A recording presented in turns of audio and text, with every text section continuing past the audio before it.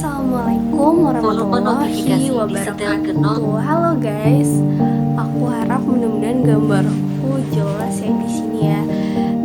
And then aku mau banyak mungkin ya yang masih belum mengetahui tentang I'm blind gitu ya, dan gimana sih kalau tunanetra itu mengenyam pendidikan gitu, dan gimana dan lain-lain sebagainya. Oke, jadi tunanetra itu sebenarnya aku mau jelasin dulu. Tunanetra itu adalah orang-orang yang punya kelainan penglihatan yang mana dia sudah tidak bisa dikoreksi lagi ya. Jadi entah pakai kacamata ataupun pakai pakai kacamata biasa gitu ya. Jadi tunanetra itu ada yang total, ada yang low vision. Kalau low vision itu tingkat penglihatannya rendah.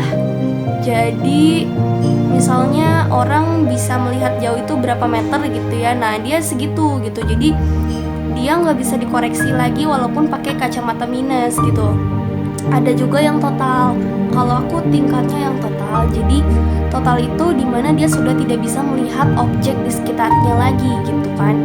Kalau pencahayaan aku udah lumayan redup, tapi kalau kayak matahari dan lain-lain sebagainya itu masih bisa ya, masih jelas gitu.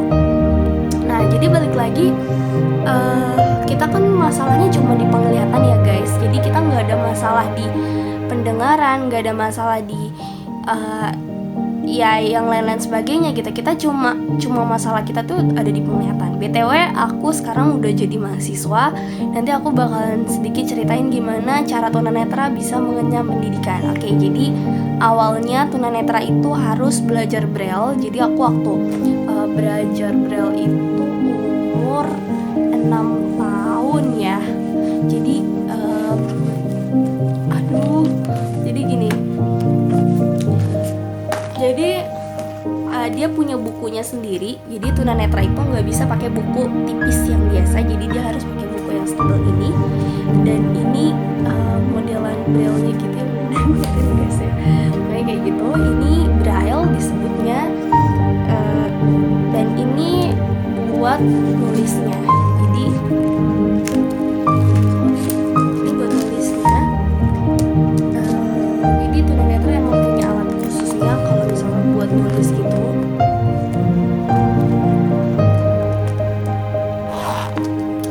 Ini ada 6 kotak ya. Ini ada 6 kotak nih. Ada 1, 2, 3, 4, 5, 6. Ini namanya riglet. Nah jadi awalnya tunanetra itu belajar dulu braille ya di tempatnya dia gitu. Nah setelah itu tunanetra itu nggak harus sekolah di SLB. So guys, jadi gimana pembelajarannya? Kalau misalnya sekolah di SLB itu kan kita juga punya hak untuk bisa diterima di lingkungan masyarakat ya. Jadi nggak harus di sekolah luar biasa.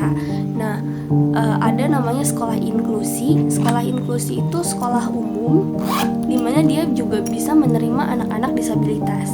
Nah sistem pembelajarannya kayak gimana? Kalau aku alhamdulillah dari SMP, SMA itu sekolah umum sampai kuliah ya. Jadi sistem pelajarannya ya kalau misalnya guru lagi nerangin di papan tulis nih, aku catat gitu. Jadi kadang kita harus punya reader yang mendiktekan misalnya ada tulisan di papan tulis gitu. Nah kalau misalnya buat penyerahan tugas tuh gimana sih gitu ya? Penyerahan tugas itu biasanya kita lebih ke misalnya gini, kita tulis nih jawabannya gitu ya. Nah terus jawabannya itu bisa kita bacain lagi ke guru gitu. Jadi ini bu hasil jawaban saya kayak gini. Atau bisa juga hasil jawaban kita itu dipindahin ke huruf awas supaya si gurunya itu bisa membaca. Atau bisa juga hasil jawaban kita ini kita kirim aja ke email gurunya gitu. Jadi kita ketik di komputer atau di laptop atau di handphone gitu, terus kita kirim ke email guru atau dosen tersebut gitu. Jadi ada banyak cara sebenarnya dimana kita mau menyerahkan tugas. Apakah guru diwajibkan untuk bisa braille? Aku rasa enggak ya, guru enggak harus bisa braille kalau mau ngajarin kita gitu. balik lagi, masalah kita kan ada di penglihatan, jadi kita nggak mempengaruhi pendengaran. Jadi kalau misalnya guru mau menerangkan di papan tulis,